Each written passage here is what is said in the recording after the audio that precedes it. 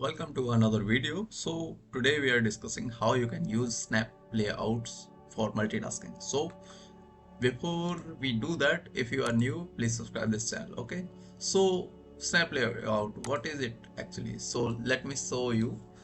When I click here, you can see there are layouts. Okay, and I can make any layouts possible, just like we can do that. Okay, so you can see this is kind of things. Okay, so this is now multiple layout. Okay, so how you can do that, let me show you.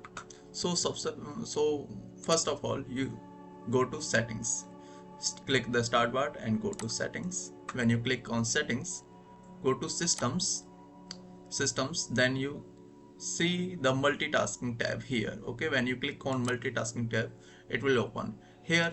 My snap windows option already enabled. Okay, you just have to enable it and you can do many things.